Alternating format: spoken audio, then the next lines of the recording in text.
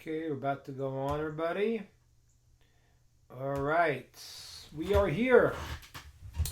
If you're out there, give me a sign. Show me you're there. If you are out there, send us a sign. Send us a signal. Dan's there. Good to see you, Dan. Okay. Anyone else out there? Send us a sign. Say hello, and we will start talking about some exciting things. Okay? So tonight, I want to talk about a few different things. We'll take some questions, as we usually do.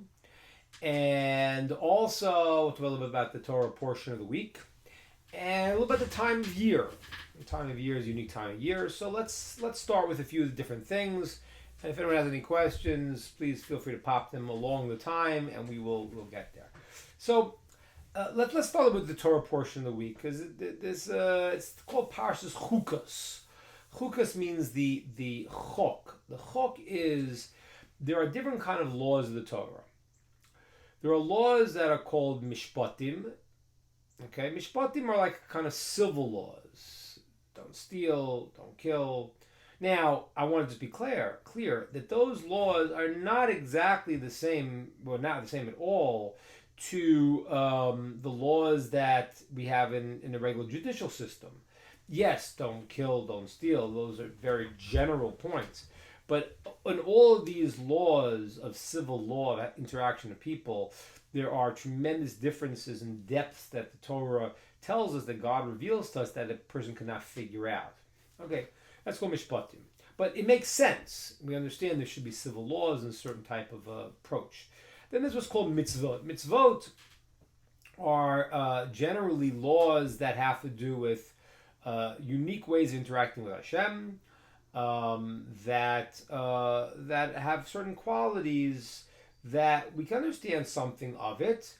But let's say, for example, like I don't know.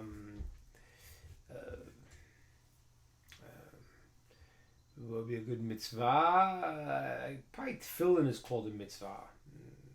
Probably. Tefillin is certain things you bind on your arms, your head, and compare with your heart. These are verses from the Torah. The Torah tells us, and this is a way that we connect to God by placing these verses on us in this way. Good to see you, William. Good to see you. So that's something called mitzvot, commandments to man and God. But then there's a third category that we're talking about this week. That's called chukim. A chok is the word from something being engraved. Good to see you, Scruffy. Good to see you. Okay. Watching from Facebook, or Jewish. Okay. Very good. So the third kind is called, as it said, that's called a chok. A chok is a law, a law that we don't understand. The word chok, lechakek, means to engrave something. God engraved these things, and you can't understand them. So for example, the laws of kashrut are called as a chok. Why these foods affect the Jewish person this way, and those affect them that way. For someone who's non-Jewish, there's certain foods that affect them negatively. Also, like Ever Menachai, eating animal from a live flesh from a live animal. These things. Oh, good to see you, Larissa. Welcome. I hope there's support here. Let me see if are we getting picked up on all the channels. Dan, are we streaming live on all the different channels here?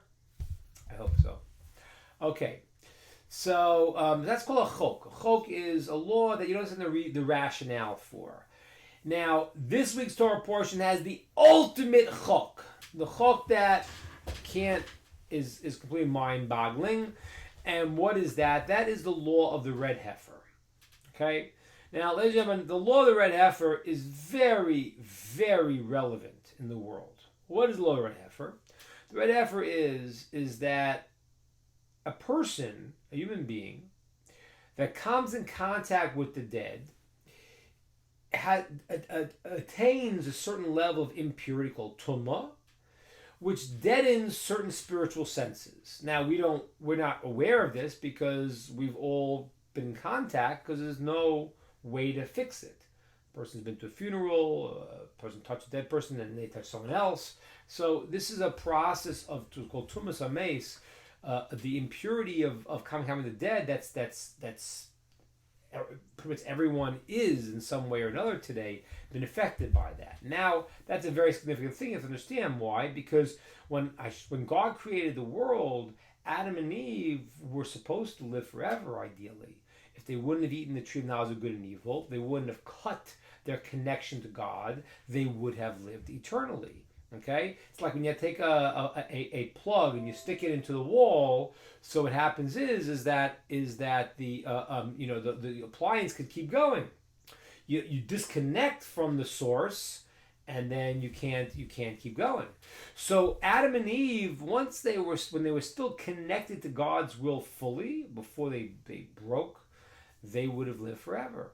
And once they broke, God said, in the day they break, then death will be brought into the world. So I see Don's commenting. I'm not seeing it here on Facebook. I'm not seeing it on my screen. I'm gonna pull up Victor here because I don't know why. Guys, we're not seeing it on the Facebook screen. Is that correct? I think we're not. I'm going to text Victor here and see if he could solve this. No Facebook online. Okay, so hopefully Victor will tell us. I'm not seeing Don. I'm not seeing your comments, but hopefully we will. Dan, are you seeing me on Facebook? If you are, tell me, because something not going right here.